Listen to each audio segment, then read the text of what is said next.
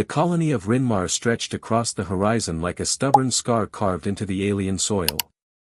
Metallic towers leaned against the sky, their surfaces scarred by years of corrosive storms, while fields of strange crystalline flora swayed in winds too sharp to be called gentle.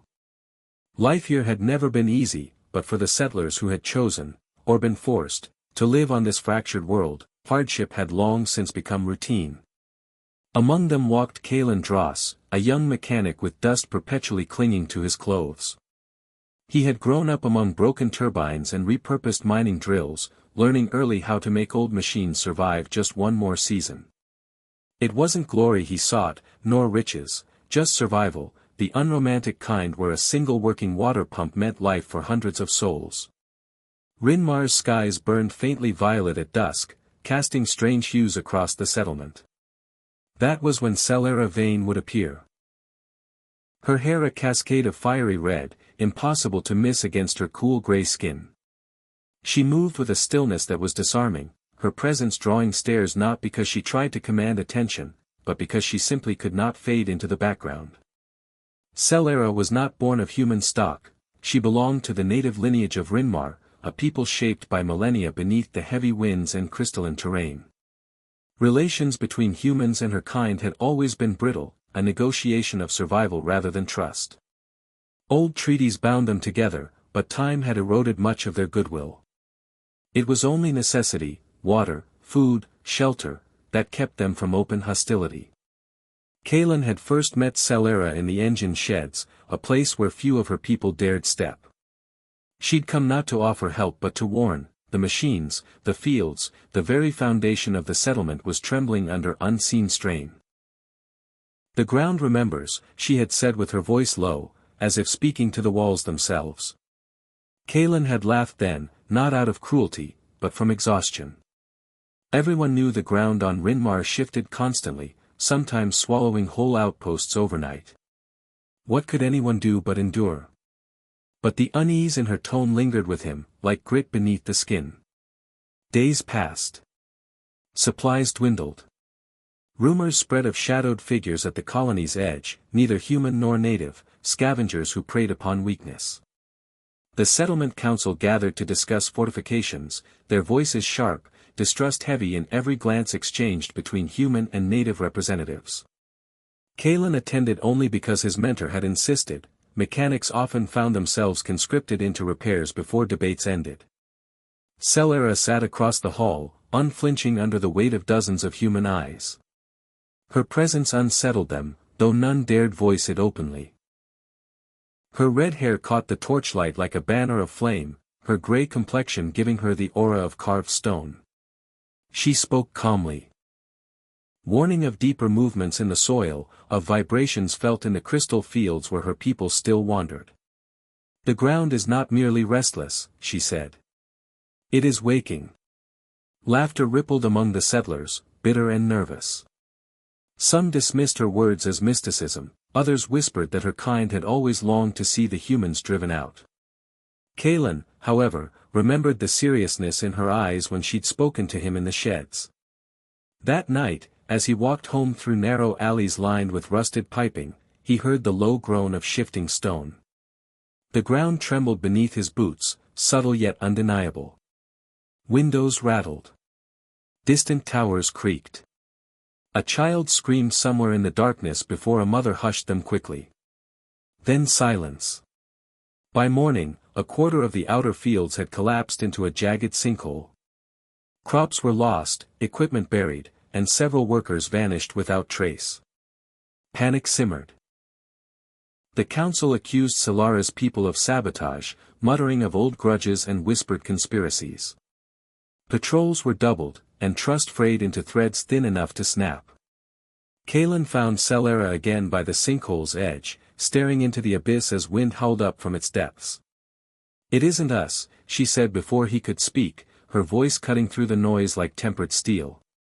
"This world is not asleep any longer. You must understand that." He wanted to argue, to demand answers she seemed unwilling to give, but words failed him as the ground shivered again, harder this time. Crystalline formations cracked like glass. And from below came a sound no machine had ever made, a deep resonance, layered, as though the planet itself were exhaling after a long silence. That night, Kalen dreamed of fractures spreading across the colony like spiderwebs, of red light glowing beneath the earth. He woke drenched in sweat, the memory too vivid to dismiss. When dawn came, he sought Celera once more. "You knew," he said, not accusing but almost pleading. "I felt it," she admitted. "Long before you arrived here, long before steel towers claimed the horizon. My people listen to the ground. It speaks, though not always in words you wish to hear." Kalen looked out at the damaged fields, at families huddling in fear, at guards patrolling with nervous hands on their weapons. Somewhere deep down he realized the colony had crossed a threshold. This was no longer about machinery or shortages. The very land beneath them had become hostile. And if Celera was right, if the planet truly was awakening, then Rinmar was not just a harsh home. It was something alive, something vast, and it might not tolerate them much longer. Whispers spread through the settlement like wildfire. People spoke in hushed voices about the ground opening, about the sound that came from beneath the soil, about the possibility that Rinmar itself was alive and angry. Fear reshaped the colony overnight.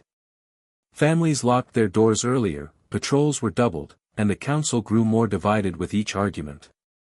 In the shadows of this unrest, new figures emerged. Some had always been there, waiting for chaos to loosen the council's grip, others arrived as if drawn by the scent of fear. Varric Soltran, a lean man with eyes sharp as broken glass, watched the colony with the patience of a predator. Once a soldier, he had long since abandoned uniforms for profit. His mercenary band lived on the fringe, trading stolen supplies and offering protection that looked more like coercion. Now, with the earth cracking beneath the settlers' feet, he saw opportunity. And then there were the Glassborn, a sect of natives who had broken away from Solara's people decades earlier. Their skin shimmered faintly like fractured crystal, their voices carrying a strange resonance, as if echoing from caverns. They believed Rinmar itself was a god, and that humans were a disease upon its body. Their leader, Irinder Kale, cloaked in robes stitched with crystal shards, began appearing near the outer fields, promising vengeance on those who ignored the world's warnings. Kalen moved among these shifting forces with growing unease. His hands stayed busy repairing broken pumps and collapsed turbines, but his thoughts lingered on the sinkhole, on Solara's warnings, and on the strange resonance that still seemed to hum faintly in his bones. Every night he walked past patrols, their weapons held too tightly, their gazes darting between human settlers and natives as though enemies lurked in every shadow. Celera kept her distance from the council but not from Kalen. She would find him in the machine sheds or by the ruined fields, watching as he worked. "Your people do not believe me," she said once, her red hair catching the lantern light like embers. "They don't believe anything that doesn't come with numbers and diagrams," Kalen replied. "And even then, only if it suits them." "You believe me," she said softly, though it sounded more like a statement than a question. He hesitated before nodding. "I don't know what I believe. I just know what I heard." And that wasn't stone breaking. It was something else. The more the ground shifted, the more the outsiders pressed their advantage. Varric's mercenaries offered safety contracts to frightened families, collecting payments in tools, food, and favors. The Glassborn raided storage depots and supply routes, leaving behind symbols carved into stone, their crystalline edges glowing faintly at night. The council argued endlessly about how to respond. Deploy soldiers, negotiate, or retreat deeper into fortified cores of the colony. Every decision came too late. It was during one of these tense nights that Kalen and Celera stumbled into the midst of a skirmish. On the edge of the collapsed fields, lanterns flickered in the hands of guards. Opposite them stood the Glassborn, their robes shimmering with fractured light. The air between them was taut, ready to shatter with the first thrown stone. Kalen had no business being there, but Celera insisted they walk the fields after dark. "The ground speaks clearer when shadows are long," she had said. He wanted to argue, but curiosity overpowered his sense of safety. Now, with weapons raised and chants echoing, he cursed himself for following. Irinder Kale stepped forward, his crystalline skin glimmering like a shard of starlight. "You steal from the world," he declared, his voice ringing unnaturally across the field. "You drain it, break it, cut it open, and then wonder why it resists. Leave this place, or be swallowed." The guards barked back, threats laced with fear, fingers twitching on triggers. Before blood could spill, the ground shuddered violently, stronger than ever before. Cracks raced across the soil, opening fissures between the two groups. Lanterns toppled, their flames snuffed by gusts of wind rising from below. Everyone froze, staring into the widening gaps where a faint red glow pulsed like the heartbeat of the planet itself. Celera pulled Kalen back, her grip firm despite her calm expression. "This is what I warned you of," she whispered. The Glassborn dropped to their knees, chanting prayers to the awakened world. The guards stumbled back in terror, some firing blindly into the fissures as if bullets could silence the earth. And in the chaos, Varric's mercenaries moved unseen, scavenging abandoned weapons and gear, their eyes alight with the thrill of growing disorder. By the time the quake subsided, the fragile balance of the colony had shattered completely. The Glassborn declared the tremor proof of their faith. The council called it sabotage, blaming explosives hidden beneath the fields.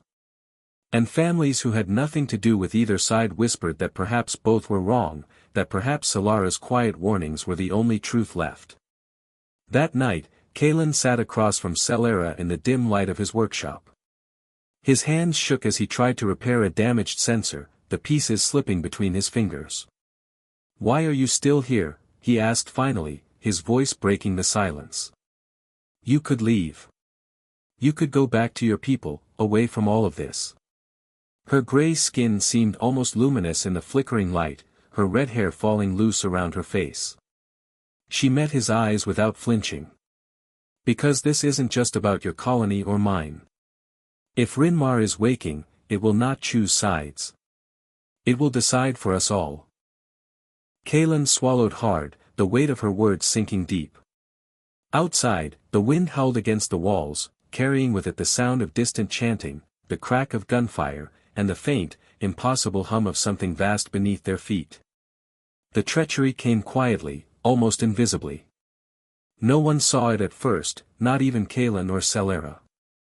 It started with missing supplies, critical rations, water filtration components, and fuel cells vanished from storage depots without explanation. At first, the council suspected Varric's mercenaries, but by the third day, evidence pointed elsewhere. A hidden passage beneath one of the older towers had been used, its locks expertly bypassed. Solara's eyes narrowed as she examined the scene. "This was done by someone inside," she said, her voice calm but edged with warning. "Someone who knows the colony as well as you do." Kalen clenched his fists. Betrayal wasn't new in Rinmar, but this felt different. The timing coincided too neatly with the recent quakes, the growing fear, the chaos on the edge of the fields.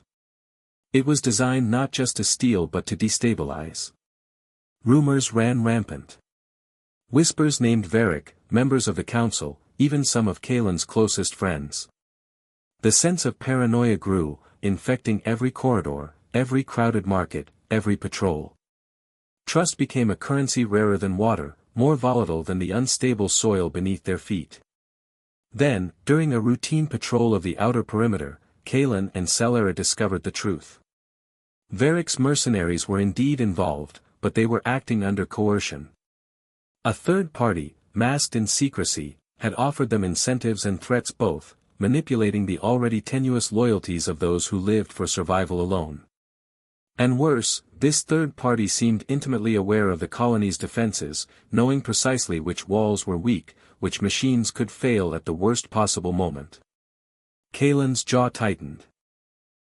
"Who could know this much about us?" he asked, his voice low. Celera didn't answer immediately. Her red hair fell over one shoulder as she traced a finger along a fissure in the wall, one that seemed to pulse faintly with residual energy from the recent tremors. "Someone who has walked Rinmar before us," she finally said. Someone who listens to the land as we do, but with far darker intent. The next betrayal struck swiftly. During a supply run to the northern tunnels, a group of settlers was ambushed. The attackers moved with precision, exploiting knowledge of patrol schedules and the layout of the tunnels. Kalen barely escaped, Solara's quick thinking saving him from a fall into a jagged pit below. But others weren't so fortunate. Several of his neighbors, people he had grown up with, vanished into the darkness, their screams swallowed by the wind and the shifting earth. The council convened in emergency, their voices overlapping in frantic accusation. But Solara's warning had changed the tone. "This isn't a fight between humans and natives," she said, standing tall despite the fear in the room. "This is something greater. The land itself is unstable, and someone is taking advantage of it. You are fighting the wrong enemy." Kalen felt the weight of her words settle over him like a heavy shroud. The realization was unavoidable, survival now required more than repairing machines or defending walls. It demanded discernment, strategy, and an almost desperate trust in unlikely allies. The following days were a blur of tension and reconnaissance. Kalen, Solara, and a handful of loyal settlers scouted the edges of the colony, mapping fissures, monitoring tremors, and observing patterns in the mercenary movements. Every step was calculated, every breath measured. They discovered hidden caches of stolen supplies, marked with symbols that neither human nor native could decipher fully, cryptic sigils that seemed almost alive in the flickering torchlight. And then came the confrontation. Deep in the northern tunnels, they found the orchestrator of the chaos, a figure cloaked in dark fabrics, eyes glinting with a cold intelligence that mirrored the grey sheen of Solara's own skin. This was Kalethorn, a former engineer of the colony who had vanished years before. Once loyal, once trusted, now driven by obsession with Rinmar's subterranean forces. His vision was radical, he believed the colony had no right to exist, that the planet's awakening was a purge, and he intended to accelerate it.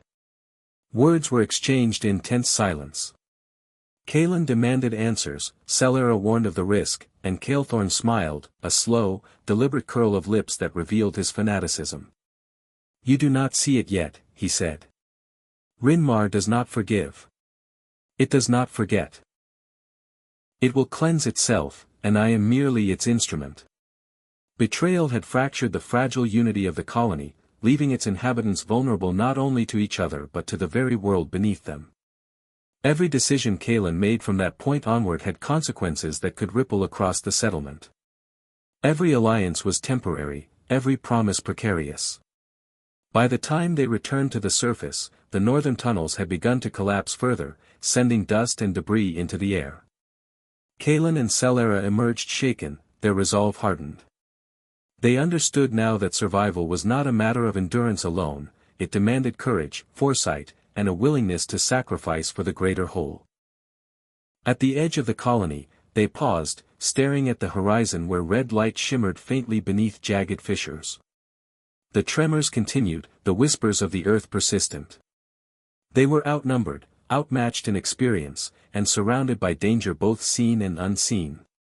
Yet, despite the despair, there was determination in their eyes.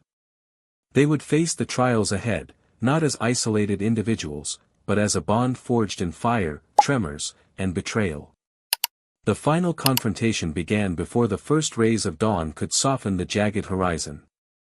Kalen, Solara, and a small contingent of settlers moved through the fractured landscape, following the tremors that seemed almost deliberate, as if guiding them toward a reckoning. Every step on Rinmar felt like walking a tightrope above a yawning chasm. One misstep could collapse the fragile ground beneath them, swallowing months of effort, lives, and hope. Solara led with quiet confidence, her red hair a vivid streak against the muted grays of the landscape. She moved like she belonged to this planet, her cool gray skin blending with the pale dust that swirled around their feet. The others, humans mostly, relied on her instincts, trusting her guidance even as fear pressed like a heavy cloak over their shoulders. The source of the chaos revealed itself in the northern Sinklands, a vast chasm splitting the horizon. At its center, Kalethorn had constructed a makeshift command post atop jagged rock spires, surrounded by machinery that pulsed with a red light eerily similar to the glow that had haunted Kalen's dreams. Pipes, wires, and crystalline conduits snaked into the earth, drawing power from the very heart of Rinmar. Kalen's heart pounded. He had never seen engineering, or madness, reach such heights. The machines hummed with life, their vibrations merging with the deep resonance of the planet itself. If Kalethorn succeeded, it would not just destabilize the colony, it could shatter the land for miles around. Solara's voice was calm, resolute. We stop him here. There's no turning back. The assault began with careful precision. The settlers flanked Kalethorn's outpost, covering entrances and securing high ground. Kalen focused on the machinery, identifying weak points, bypassing defenses, and silently disabling mechanisms that could trigger further collapse. Celera moved among the defenders, her presence a symbol of unity between the humans and the native forces she represented. Kalethorn's response was swift and brutal. He unleashed drones, mechanical constructs fused with shards of crystal that shimmered as they struck. Sparks flew, stones cracked, and the chasm seemed to pulse with anger beneath their feet. But Kalen and Celera pressed on, their coordination seamless. The settlers, inspired by their courage, held the line, their determination a testament to the bonds that had formed through shared peril. In the heart of the outpost, Kalethorn awaited, eyes gleaming with fanatic intensity. He spoke of the planet's right to cleanse itself, of human arrogance, of the futility of resistance. You cannot stop it, he sneered.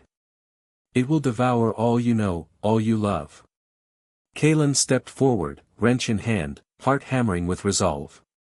We don't have to stop it. We just have to survive it, and make sure it doesn't destroy anyone else in the process. The clash was both physical and mental, a struggle of wills as much as of bodies. Kalethorn fought with desperation, drawing power from the trembling earth, but Solara's connection to Rinmar allowed her to counterbalance him, guiding the group through the unstable terrain with uncanny precision. Crystals cracked and machinery sputtered under the strain, but slowly, methodically, Kalen and the team dismantled the apparatus at the heart of Kalethorn's design. Minutes stretched like hours. Finally, the core mechanisms ground to a halt. The red glow dimmed, the tremor subsided, and a deep, resonant sigh seemed to echo from the planet itself. Kalethorn fell to his knees, defeated but not repentant, his vision of purification shattered. The survivors moved cautiously, tending to the injured, assessing the damage, and quietly mourning the losses incurred. In the aftermath, Rinmar's surface began to settle. Fissures closed slightly, the red glow faded, and a tenuous calm returned. Kalen and Celera stood at the edge of the sinklands, watching the horizon together. The bond forged through terror, strategy, and near-certain death had reshaped the colony. Humans and natives alike had glimpsed the power of unity, and perhaps, the first faint promise of trust. Solara's voice was soft but firm. This isn't the end. Rinmar will always test us. But we've learned something vital, we are stronger together. Kalen nodded, exhausted but resolute. The world was still dangerous, still unpredictable, but for the first time in a long while, he felt a spark of hope. They had faced the darkness and survived, and the colony, fractured, scarred, but alive, would endure. The survivors began rebuilding, cautiously, aware of the fragile balance between ambition and respect for a world that would not tolerate arrogance. And through it all, Celera walked among them, a living reminder that sometimes, survival required listening to voices unlike your own. The sun rose fully over Rinmar, casting long shadows across towers, fields, and crystal-strewn terrain. And somewhere beneath the soil, the planet pulsed gently, as if acknowledging the courage of those who had faced it, not as conquerors, but as stewards willing to coexist. The story of Rinmar doesn't end with a single victory or a quiet night. It's a reminder that survival is rarely neat, that courage often comes in small, quiet acts as much as in grand confrontations, and that trust, once broken, takes patience, resilience, and empathy to rebuild. Kaelin and Celera had faced the tremors, the betrayals, and the fanaticism of Kael'thorn, and they emerged with more than just survival. They emerged with a renewed understanding of what it meant to protect a home, a community, and a world that demanded respect. As the settlers rebuilt their fractured colony, Celera worked alongside humans, guiding them through the delicate process of restoring balance with the land. The red glow beneath Rinmar faded, leaving only the memory of its warning, a pulse beneath the soil that no one could ignore. Kaelin repaired the machinery with a careful hand, aware that every bolt, every wire, was a bridge between the people and the planet that had almost swallowed them whole. Through it all, bonds formed that would carry the colony into the uncertain future. Former rivals found common ground. Mercenaries, once motivated by profit, began to understand loyalty and purpose beyond gold. Even the children of Rinmar learned that their world was alive in ways they could feel but never fully control, and that listening, truly listening, to its rhythms was as important as any lesson in science or engineering. The horizon remained jagged, the wind still carrying whispers from the depths, but the colony had found its stride. And for Kaelin and Celera, the experience forged something stronger than survival, a shared determination to face the unknown together, to honor the fragile peace between humans and natives, and to ensure that Rinmar remained not just a place of endurance, but a home. If you enjoyed this journey through the world of Rinmar, make sure to subscribe so you don't miss future adventures. Give this video a like if you felt the tension, the betrayal, and the triumph right alongside Kaelin and Celera. And don't forget to share it with friends who love sci-fi stories full of danger, resilience, and unforgettable characters. Each click helps bring more stories like this to life, and every share sparks the next adventure.